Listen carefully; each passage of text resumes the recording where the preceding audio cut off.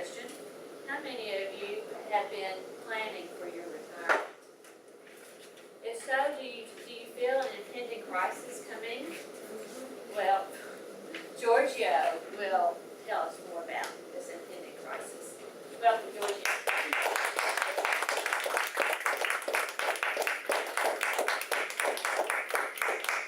Hello, Toastmasters.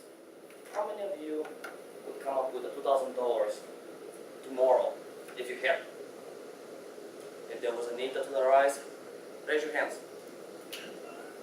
Okay. I didn't count quite, but I think about half of our group raised their hand, which matches with the population of the United States. A survey recently conducted by Employers Benefits Research Center shows that about half of our population would be able to come up with $2,000 and have an emergency fund if there is a need for it. New data shows that powerful demographic as well as financial forces are combining together to squeeze the resources of Americans every day. 57% of workers reported that having less than $27,000 in savings. That is excluding their retirement, excluding their houses for retirement, $27,000, and that's 57%. That's more than half.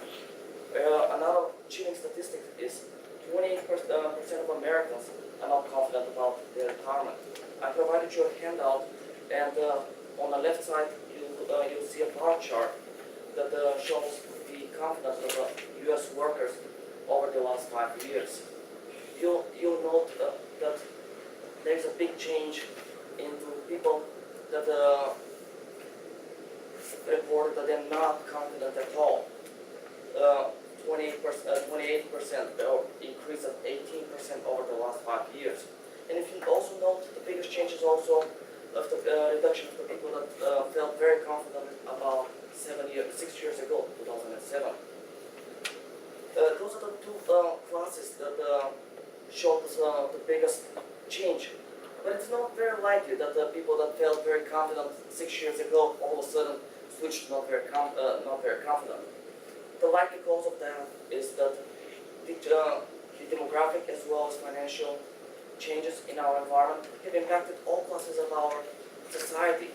And there is a gradual slide from every class, from 17% of the ones that felt very confident have moved down another bracket, which is not very confident, as well as the not very confident has moved down to not too confident and not confident at all.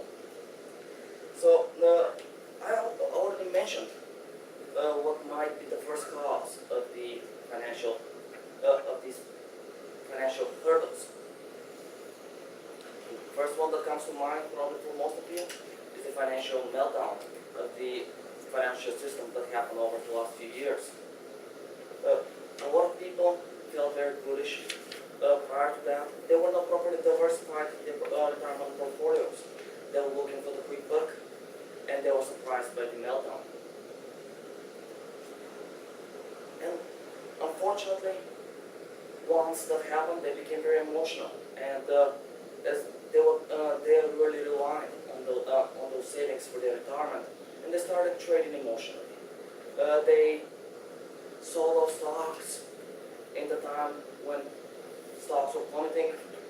They opted out for more reserve bets on the bottom of the market for bonds, exactly when the bond market was most expensive. And that further hurt them on the rebound of the economy. Even though nowadays the financial markets are at all-time highs, they've recovered from the previous meltdown.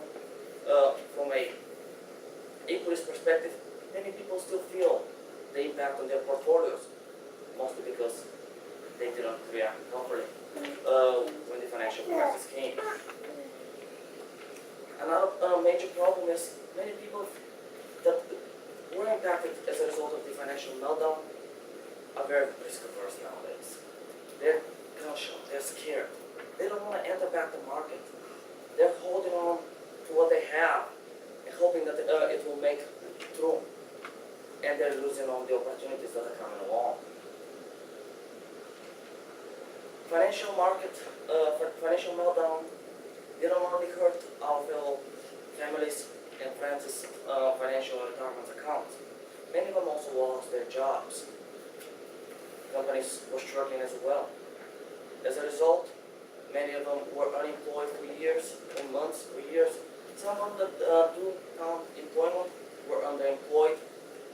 And small business owners struggled through the economy with reduced sales, and many of them, as a result of that, were unable to contribute to their retirement, to their personal retirement accounts. The ones that are unemployed, of course, they couldn't contribute at all to their retirement accounts. Some of them even started drawing back on their retirement savings as a means to make ends meet. The ones that were underemployed, they started reducing their retirement contributions, and as such, they're making a huge impact on their retirement savings down the road. But financial situation is not the one factor affecting our retirement situation. Demographics is impacting it as well. People are just living longer nowadays, and living longer, there's a cost associated with it.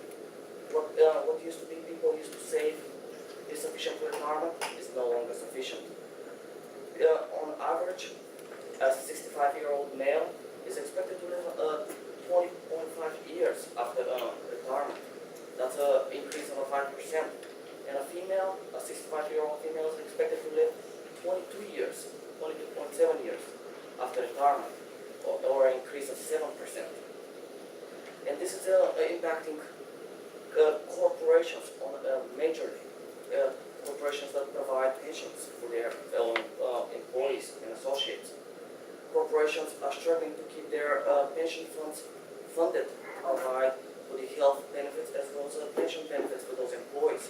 It's estimated that the increase, the 5% and 7% increase in the last projections is going to cost American corporations about $100 billion.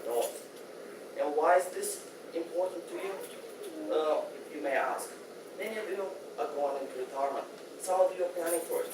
Some of you have fathers, mothers, sisters, brothers, family, friends that are going into retirement, and the situation is not getting any easier. Furthermore, the demographics will impact the economy on a major scale. This is a macroeconomic factor that will impact the housing market. People, elders selling their houses to pay for their retirement, impact buying power on the marketplace. They just do not have the resources to contribute to the economy as they have. This will impact the young ones just as much as the old ones. So thank you, fellow Toastmasters, and have a nice day.